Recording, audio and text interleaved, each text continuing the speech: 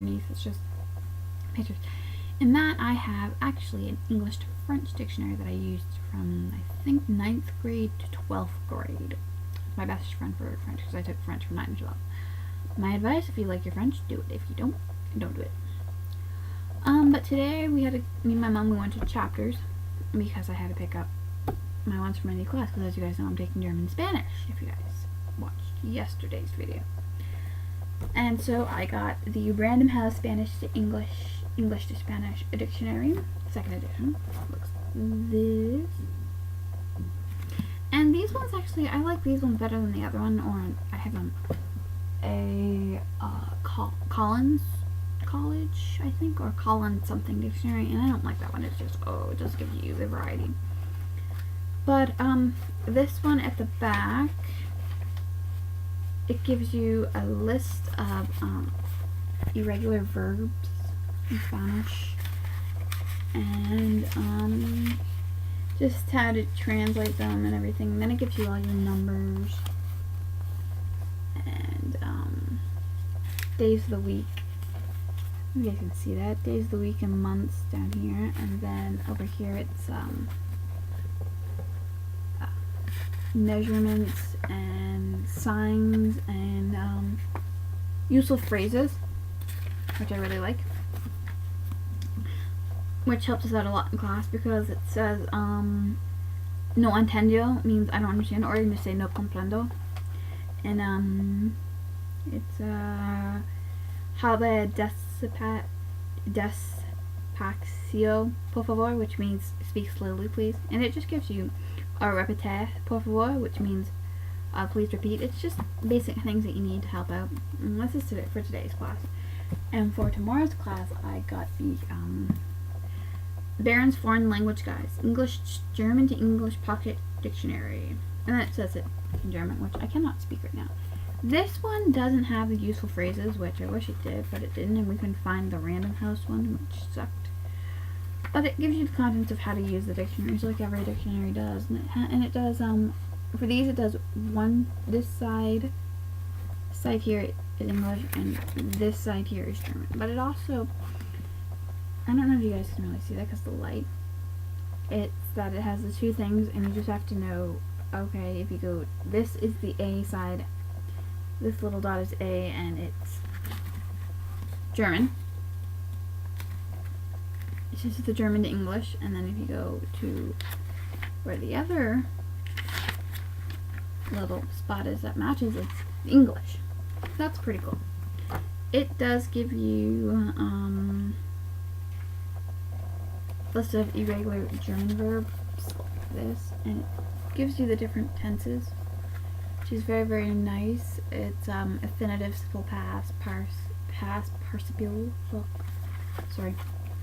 I remember doing all that in French class, and I didn't really like it. It's just something like that, but you really gotta learn. Oh, and this is a list of, it also gives you a list of, okay, no, this is it. It gives you the infinitive and the simple past of list of irregular German verbs. So these are the verbs that you wouldn't necessarily do normally when you convert them. And then it's a list of important irregular English verbs, which the last one was German, so it's all the German verbs that are irregular. So this is like catch caught. It's just for the people that are going from German to English, and not English to German. And then it gives you your numbers. This is in the cardinal order, and this is in ordinal numbers, so it's like first, second, third, fourth. So it does all that on one side. Cardinal, which is 1, 2, 3, and then ordinal, the bottom here. And it gives you, it's just like a lot like the other one. Multiples, fractions, weights and measures, length, surface, volume, capacity, weight, temperature, and then it gives you spots to write all your notes in the back, which is nice. Then it also gives you symbols and abbreviations in both, again, English and German, which is nice, but I wish it had the common sayings, because that really does help you out more than want to say that numbers don't really help you out, because they do if you have to give an address. But no, I found that in high school and in grade school, when you see them, they are your best friend. The online ones, one word, yes. More than one word, no. Do it handed. It's a lot easier, and you're less likely to get in trouble too. Okay, I know a lot of you are watching this on my blog. You guys have used over into my blog. I'll just put the date and which part it is on YouTube, but for my blogs, I call these rants, because that's basically what I'm doing, is I'm ranting about different topics that I have written down in front of me, and it's sort of my way of voicing my opinions and everything, so I call them rants, because when you're ranting, you're usually ranting about something that's very important to you, and different topics, different things are very important to me, so I like to rant, and that's why I refer to them as rants. I thought I'd do a bit of talking about about routines. I find that routines help me out a lot. It's also that routines don't have to be based on time. They don't have to be schedules. There's a list of things you have to do. Sorry. They're just really, a list of things that you have to do. You can have a piece of paper maybe about this big, and you can post it on your wall or something, and have eat breakfast, wash hair. It's like a to-do list, but I call it a routine because to-do lists can just get overwhelmed. I mean, I have an app. I have a gadget on my, because I have Windows 7 now. I had XP, now I have 7. So that's sort of awesome thing. And my to-do list, I just do very basic, very random things that I have to remember to do. I mean, I had actually, I get to cross something off my to-do list. I was supposed to buy dictionaries, which I have done, so it gets go bye-bye. And it's just the things. It doesn't have, like I said, it doesn't have to be very long. It just, everything you have to do, even if you, and then after a while you just learn to do it in your head. Like, I know when I have to get up, and when I'm getting ready in the morning, I know I have to get up, eat, have my morning tea, because without a little bit of caffeine I don't function well, I've learned. I used to take a shower, but it just became, I don't want to say it became too much work, it just became a time strain when I had to, I was running late to meet my friend because I woke up late. Then I brushed my teeth, I washed my face, I brushed my hair, I put on my makeup, I create my list of topics for today's rant, I film my rant, I split my rant in half, because they're usually, like you guys have seen, sometimes they're like almost a half hour long, so I have to split them in half for the purpose of posting them, because YouTube doesn't accept things that are so long. And on the blog, if I wanted to post them directly to there and not go through YouTube, you'd have to only be so much. So that's and then I know that I have to it's just something that I remember to do. Like when I come home, I know that I have to switch my books over. I have to it's just something that you eventually learn how to do off the top of your head, and that's why they're important to me. At least they help keep me organized and keep me on track, or make me feel like I've accomplished something for the day. If I know, oh, I finished all this routine, okay, this is the next routine. It's sort of just like my homework. I mean, routines could be anything from a list of things you have to do, or the way you do them. Like me, when I used to do my videos before these two, I used to just start talking. I didn't know really what I was going to talk about, so that's why they ended up being so long, and it was just me getting ready, and the sound was really bad because of it. And as you guys can tell today, I'm not typing because I don't have my, I use Skype more than I use my MSN. It's just, I just like it a bit more now than I like my MSN, so, and it doesn't freeze my computer as much. And so I left my Skype off so then I could film this and do all that fun stuff.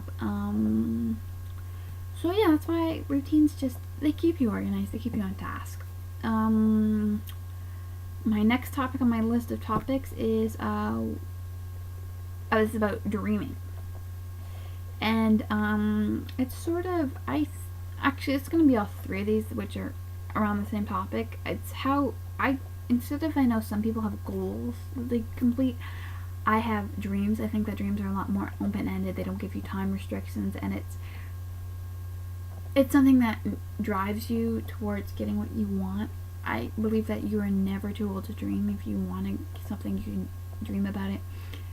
I mean, I knew that if I took this year off, there was a good chance that I probably wouldn't really feel like going back. So it was my dream that I went back to school this year. I couldn't stay out like I was supposed to for the entire year, and it was, okay, I can do this, I can do this. My dream was also to complete my CYW program, and that dream didn't exactly work.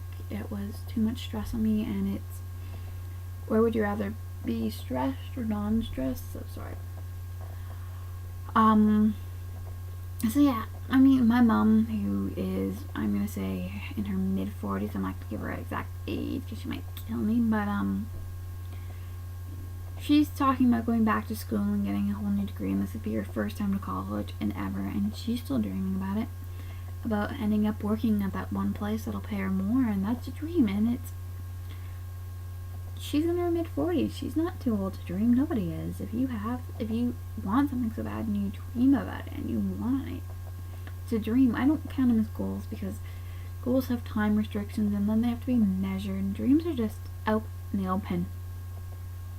You can do whatever you want. You can do whenever you want. You can do it in different orders. I mean, I guess dreams could be like a to-do list of your life, but without restrictions or anything, without an order or whatever.